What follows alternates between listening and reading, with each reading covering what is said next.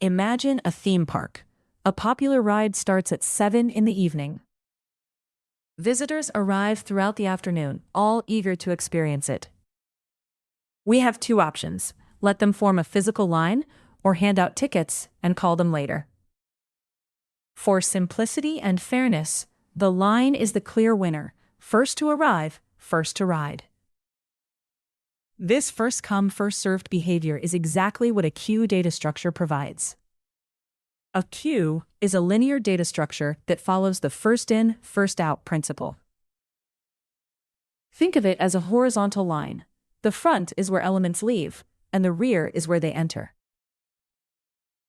Adding an element is called Enqueue. It always happens at the rear. Removing an element is called dequeue. It always happens at the front. Let's build a queue step by step. We'll enqueue 6 values: 2, 10, 5, 16, 20, and 6. 2 enters first. Since the queue was empty, it becomes both the front and the rear. 10 enters next, pushing the rear pointer to the right. The front stays on 2. 5, 16, 20, and 6 follow. Each one extends the rear further right. Our final queue has 2 at the front and 6 at the rear, ready for dequeue operations. Now let's process this queue. Dequeue removes from the front, 1 element at a time. 2 leaves first. It was the first to arrive, so it's the first to be served. 10 follows, then 5, then 16, then 20. Finally, 6 departs. The queue is now empty, and both pointers reset. Notice the order: 2, 10, 5, 16, 20, 6. Exactly the order they arrived. In Python, we can use a regular list to simulate a queue. The append method adds an element to the end of the list, just like enqueue adds to the rear. And parp with index 0 removes the first element, just like dequeue removes from the front.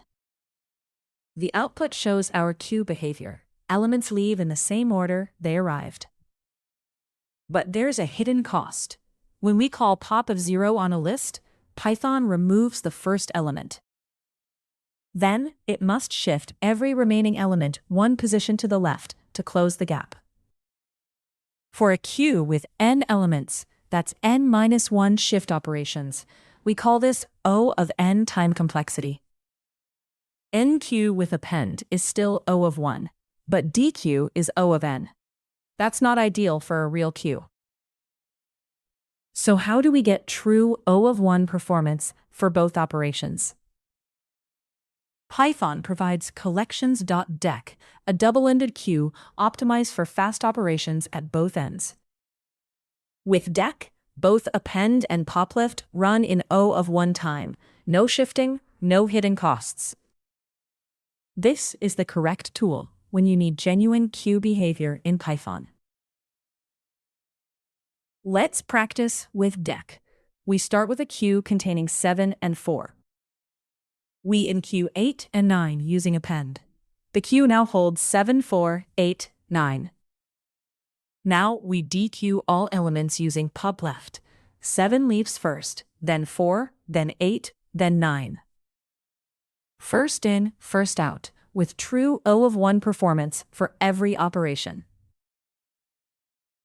Queues are more than just a data structure. They're the foundation of the producer-consumer model. Think of a teacher assigning questions to a student. The teacher is the producer. The student is the consumer. The queue sits between them, holding questions until the student is ready. If the teacher assigns questions faster than the student can answer, the queue grows. It absorbs the speed difference. This same pattern appears everywhere: keyboards and computers, printers and print jobs, web servers and request handlers. Real queues often have limits. What happens when we push beyond those boundaries? If we try to enqueue into a full queue, we get a queue overflow. The system cannot accept more items. If we try to dequeue from an empty queue, we get a queue underflow. There's nothing to remove. These boundary conditions are critical in systems design, especially in fixed-size buffers. You might think a bigger queue is always better. More buffer, more safety, right? Not exactly. A queue implies a delay. Every item must wait for everything ahead of it to be processed. A larger queue can handle more bursts, but it also means longer wait times for items at the back. Queue size is a trade-off between throughput and latency. Choose based on your system's needs. Queues aren't just an academic concept. They power the internet at massive scale. Amazon's Simple Queue Service, or SQS, is a fully managed message queue used by thousands of companies. It decouples producers and consumers so they can scale independently. If one service fails, messages are safely stored in the queue. Interestingly, data transfer into SQS is free. You only pay when consumers read messages out. You pay to consume, not to produce. Let's recap what we've learned about queues.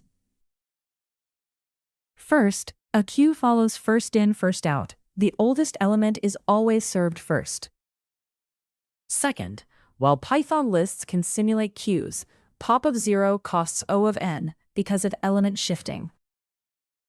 Third, collections dec gives us true O of 1 for both Enqueue and dequeue.